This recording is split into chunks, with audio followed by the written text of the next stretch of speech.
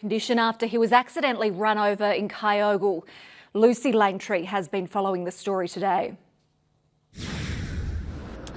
Maddie, the 19-month-old baby boy was today airlifted from Lismore Base Hospital to the Gold Coast University Hospital with his distraught parents by his side. Yesterday afternoon, a 44-year-old man, the little boy's father, was repairing a car at a property on Hill Street in Kyogle. It's understood the man was trying to roll start the car and accidentally has rolled back and run over his little boy. The boy's father rendered first aid until paramedics arrived before the child was taken to hospital. An investigation has been launched surrounding the circumstances. But Maddie, that little boy, he's been described as bright and bubbly, as a little fighter, and the entire Kyogle community have rallied around him and are all hoping for a full recovery.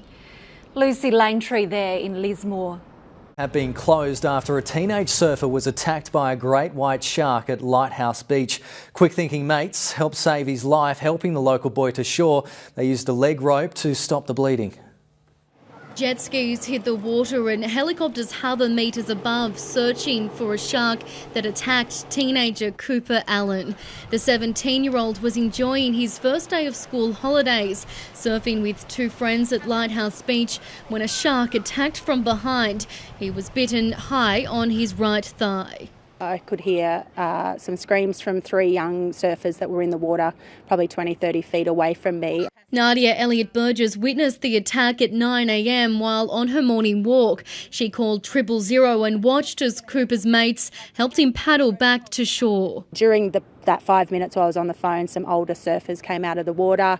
Again, kind of had an idea, obviously, how to respond because they quickly tourniqueted his leg. Ambulance and police rushed to the scene. Police racing here, and then we got here and they were just taking the board rider away. There's a lot of people around and, yeah, a bit of panic, I think. Cooper was taken to the Lismore Base Hospital where he remains in a stable condition. He's in good spirits and most concerned about what Mum would say following the attack. It's believed this is the shark responsible, a 4-metre great white. It was chased out to sea around midday and won't be hunted or destroyed. This latest attack happened just as surf lifeguards raised the flags for the start of the patrol season. Virtually 48 hours ago, with the opening of the surf club season.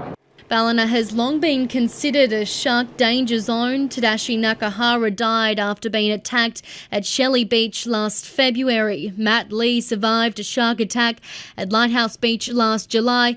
It's also where Sam Morgan was attacked 10 months ago. Those attacks formed part of the catalyst for the state government's controversial $16 million shark mitigation strategy. The centrepiece was 2 shark barrier trials for Lighthouse Beach and Lennox Head. Both have now been scrapped due to swell conditions. Oh, look, it's unfortunate timing. We were trying to get our members back into the water. All Ballina Shire beaches remain closed tonight, but not everyone stayed out of the water. Lucy Langtry, PRIME7 News. And Lucy Langtry joins us now from Lighthouse Beach. Lucy, how long will the beaches be closed?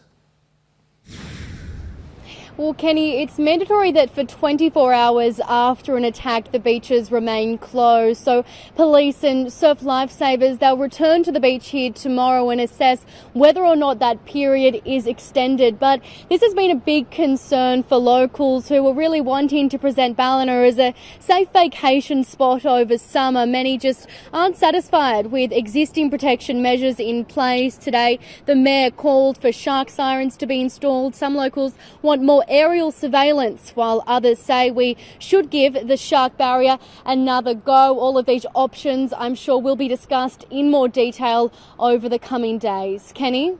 All right, thanks for that, Lucy. That's Lucy Langtry there in Ballina tonight. Police are on the hunt for a man accused of sexually assaulting several women in Byron Bay. Lucy Langtry has been following the story. And Lucy, when did these assaults occur? Well, Maddie, police allege since November last year, a number of women have reported being indecently and sexually assaulted by a man at this popular walking track. We begin our coverage in Lismore with reporter Lucy Langtry. And Lucy, how bad is the damage? Well, Maddie, a lot of back roads and rural properties surrounding Lismore are still flooded, so it could be days until we know the full extent of the damage. But Lismore City Council, they've estimated there's around $2.5 million in damages. That is including the clean-up costs, but that's mainly just for roads, many of which are still flooded tonight. But then, of course, there's the huge cost for businesses and residents who began that long and painful clean-up today. The man was given first aid at the scene, but sadly he could not be revived. A critical investigation has now been launched, and that will look at all the circumstances surrounding the crash. And Lucy Langtry joins us now. Lucy, what will happen to the barrier that's currently in the water? Kenny, good question. This barrier was designed to hold up to 400 tonnes. It took 2 months to complete, so as you can imagine, that removal process will be no easy feat. Just a few weeks ago, a helicopter was brought in to drop the cement blocks in place offshore. A bobcat was then used to drag the barrier out into the water. But now that it's been canned, the removal process could take weeks.